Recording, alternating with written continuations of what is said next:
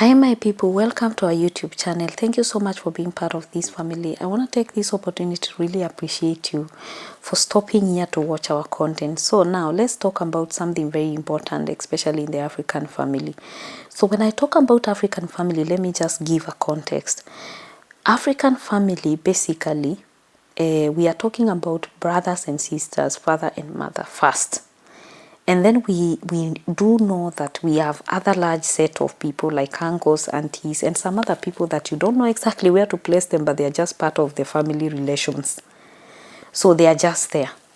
So now let's talk about your immediate family, what we would call sister, brother, father, mother. First and foremost, I want to make it very clear that when we are talking about taking care of our parents, I'm not trying to be naive, but I know most of our parents did a very good job in taking care of us.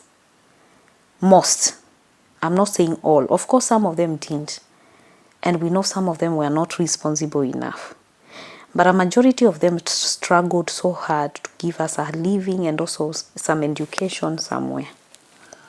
So now we are all grown up, and those parents spend a lot of money. And we do understand our countries, governments do not give people or parents money, especially in their old age. And most of our parents, because of shortage of jobs, because of shortage of opportunity, some of them didn't even go to school. There was poverty. I don't know, something happened that didn't really actually give them all of that very good job. And we know definitely since our countries like came to being and civilization came to Africa, there was never an opportunity that everybody or every parent really had a good job. So they don't even have retirement benefits.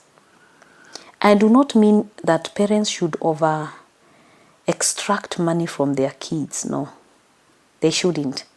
But we still have that responsibility as children to take care of our parents. So those are the only grown-ups in our family that are entitled to some little bit of money for survival. Now, when it comes to our siblings, the case is complicated. Because now there are those kind of family members that basically have decided that they belong to the lazy association of family members. They don't want to work. They have not gone to school. They have decided they cannot do anything for themselves except sit back, engage in that kind of a behavior that is not appropriate, that does not give them a living, make decisions that are irresponsible, creating more problems for other family members that are serious enough or that are busy working and struggling to earn a living for themselves and to support their family members. I mean, to support their parents and their own families. Now, if you are this kind of a person, because now I want to pass the blame to the right people, not to those people that are misbehaving, but now you are this person in the family that keeps providing that environment that is very conducive for those people to continue to thrive in their bad behavior, then you are the problem and not them. And why am I saying you are the problem? Because number one, you think that you will finish their problem someday. You also think that their situation would improve. You keep hoping. Then you live in denial. Then you keep thinking and imagining that you can actually take care of them financially, regardless of the fact that those people that have decided to belong to the lazy association of lazy people in the family, they are physically fit, mentally fit, they can actually work and make money. So you think that you can actually somehow make their problems disappear by trying to work so hard to make sure that they are comfortable.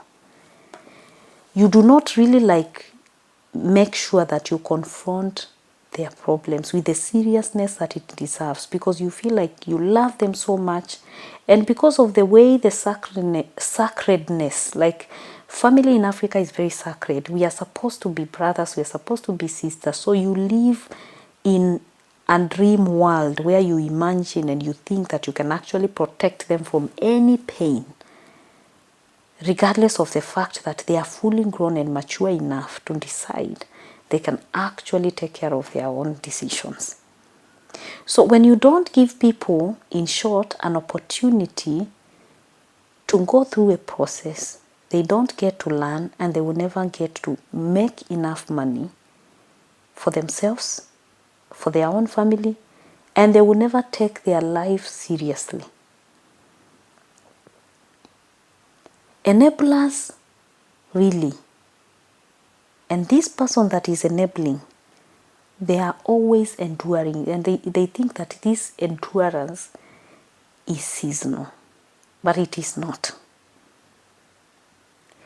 They are always willing to give one more chance. You see this kind of a person in the family that starts a business today. You give them money, they start a business, it fails, and you go back to say, I am willing to give you one more chance. And then another chance. And then another chance and another chance. It never just works. And these kind of people that are enabling, like you overconsume all your energy trying to overcompensate other people's problems, and you end up forgetting your own self. So now what am I saying, guys? I'm saying that people that enable end up joining the problem activity of people that are misbehaving. Even though sometimes they usually know that this is harmful, they purely make that person dependent on them in such a way that these people will never be independent. If there's something that is bad and that has really damaged every family in Africa, it is those kind of people in the family. Especially because when we talk about families in Africa, most of the people come from humble backgrounds. Like we are saying, they are fairly poor, middle class to lower middle class. Normally, a majority of them really do not have that much money. Some of them come from large families where we talk about 5, 6, 7 kids and parents there on top. And those other people that I talked about, cousins, aunties, and whoever.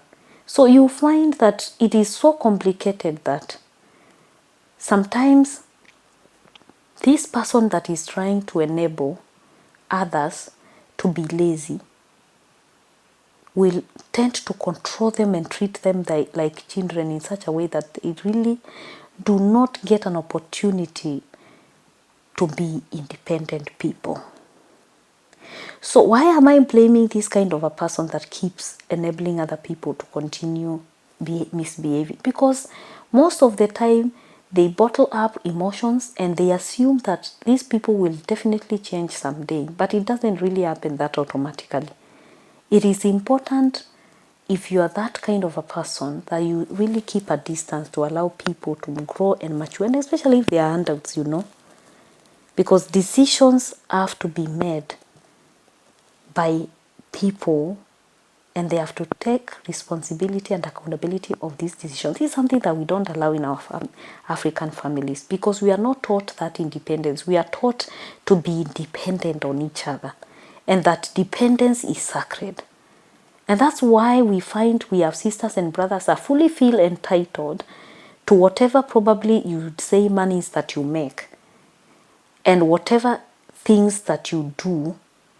They want you to always take responsibility of their own family problems. So, guys, what I want to say and what I want to conclude with here today is that such kind of enabling behavior leads to poverty. It also leads to mental health issues. And people have actually lost life because of that kind of behavior. And the problem mainly is not these people that have... The problem is two-way. I won't say the people that are misbehaving are not a problem. They are part of the problem. But now, the person that enables that kind of behavior to continue and to thrive and to grow and to become more and more is even the worst of the part of the problem. Please click the subscribe button below if you're new here, you've not subscribed. And also, please leave us your comment below. What do you think our African families, do we have people that are enabling this kind of behaviors? Guys, see you in the next video.